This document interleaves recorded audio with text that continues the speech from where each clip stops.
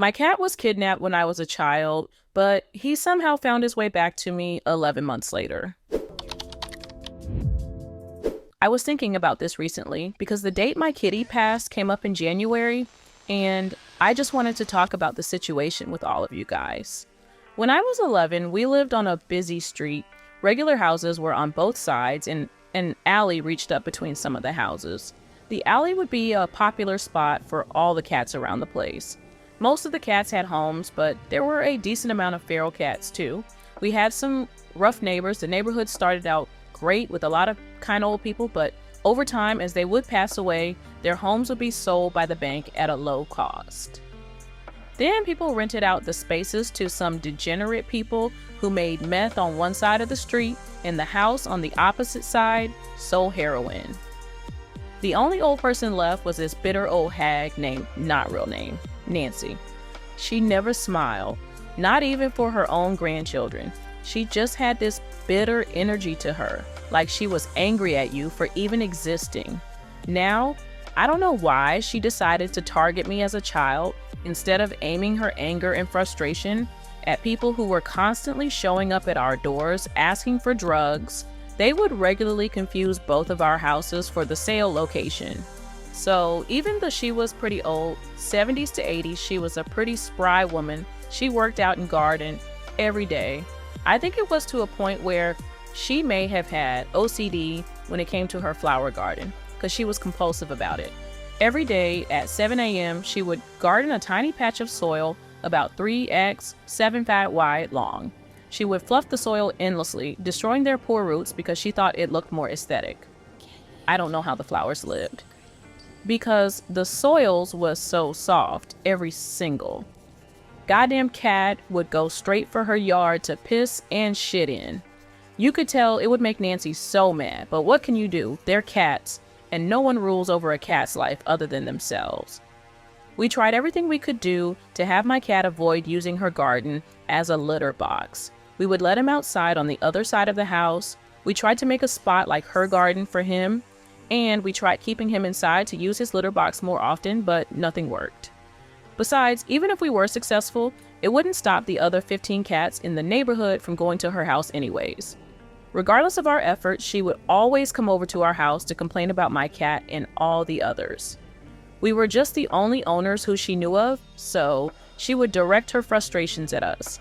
I would go over to her house and apologize for my cat, but she would talk down to me and usually shut the door in my face. Now, as for people who will definitely say, you should keep your cats indoors, I know I was a child at the time, so that's something I didn't know till later. At the time, the knowledge that you should always keep your cat indoors wasn't widespread, and there were far more outdoor cats at the time because it was seen as unethical to keep a cat inside 24/7, at least in my area and according to the 2 vets we had at the time. So please don't attack me. Please be kind and respectful. Remember, I was only 11 or 12 at the time, so I didn't know better. So around fall, one year, my cat went missing. I was utterly devastated. I sat at the front door every day for a week, waiting for him to come home. He was my best friend at the time, so I was very upset.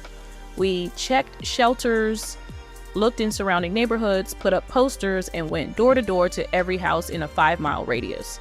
After 2 or 3 months, we stopped looking and accepted he may have been hit by a car. You know that feeling when you just know someone's dead or gone? Well, it didn't feel like he was gone at all. I had a deep feeling that he was still out there. A few months after he disappeared, one of our distant neighbors came over to our house.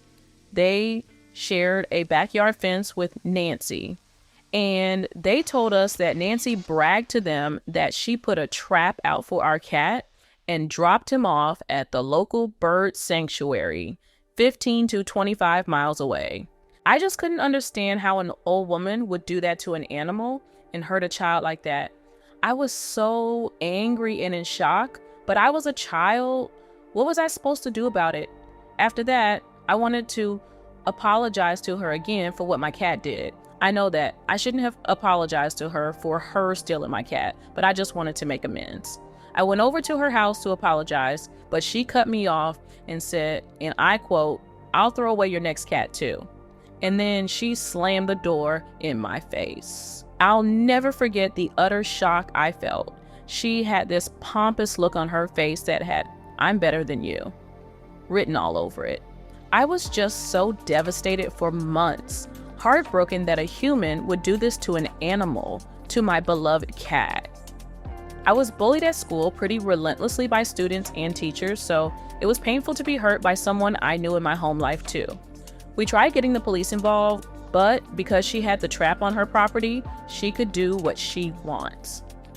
After a little over 11 months, I had moved on, still heartbroken, but the worst of the sadness had passed. We were considering getting a dog at the time, so we were looking into fostering to see if the dog life was for us. That morning, I was ready for school, walking out of our house while my mom locked up the door behind us.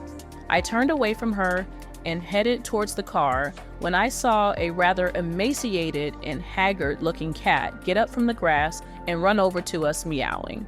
At first, I didn't realize it was him. He never meowed before, and he looked so different. He had patches in his fur and a cut on his ear, but the markings and face was the same. When it clicked in my brain, I didn't believe it at first. I didn't want to be heartbroken if it wasn't him. My mom was also stunned. We looked at each other and started calling his name. He perked up, but we still weren't sure. We opened the front door and let him in. He ran straight to the kitchen where his food and water used to be, and that's when we knew my sweet boy had come home. It was a long road to recovery for him, lots of vet visits, but he made a full recovery. I wish I had a recording of the look on Nancy's face when she saw he was back. She was so mad, but she never did anything to him again. She did continue to steal other people's cats, though. I had heard of at least 2 more neighbors that had theirs stolen. My cat only survived because she had put him in a bird sanctuary. He must have been catching birds because after he was back with us, he became very proficient at catching them. At least he always ate his prey instead of just killing them. And yes, again, I know we should have kept him inside after this, but I was a kid at the time. I legitimately didn't know. He lived for a long time, but sadly we had to have him put down because of his cancer in January 2020. He passed in my arms at our home. It was peaceful for him, at least. He was the bestest boy, so sweet and unlike any other cat I've ever met.